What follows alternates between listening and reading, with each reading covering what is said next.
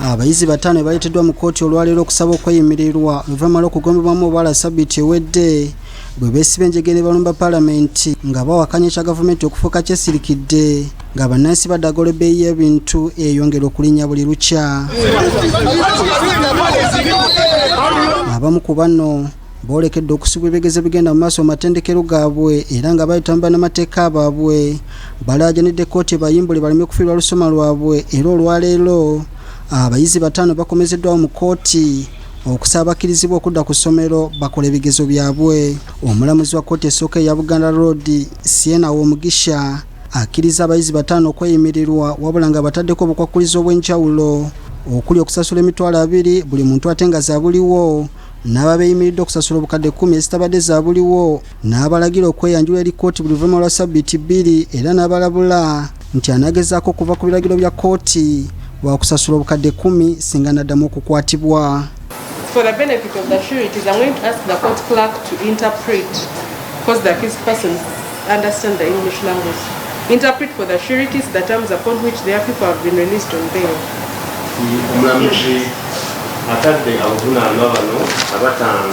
Kooti obatwadde bamukisa kooti tuwaka abantu bataano olunaku lwa leero, olunaku lw'enkya olwokuna bataano n'olwokutaano batuweeko bataano okulaba nga wiiki eggwayo nga ba students bonna 15 bayimbulwa. Nti singa wabeerawo omu ku abo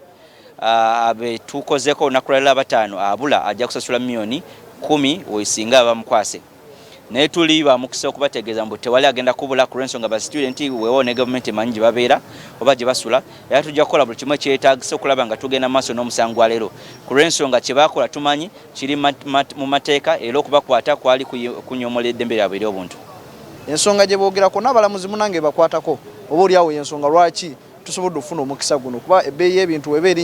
erinnya makomera bagiwulira mu gavumenti baziwulira olaba paalamenti abaka balwana okulanga beeyongeza ensimbi olw'ensonga ndi balaba nabo tebakyasobola kubeezaawo obulamu bwabwe kati olwo baganda baffe abayizi abatalina kye bayengeza ate nga bafulumya mu olunaku olw'ekyo abayizi abalala bataano bakujja mu kkooti okusaba okweyimirirwa ate abalala bataano b'okweyimirirwa bagenda kusaba ku Lwakutaano nga bonna bakudda mu kkooti okumanya okunoonyereza ku musango gwabwe kutuuse ng'ennaku z'omwezi 18 omwezi guno.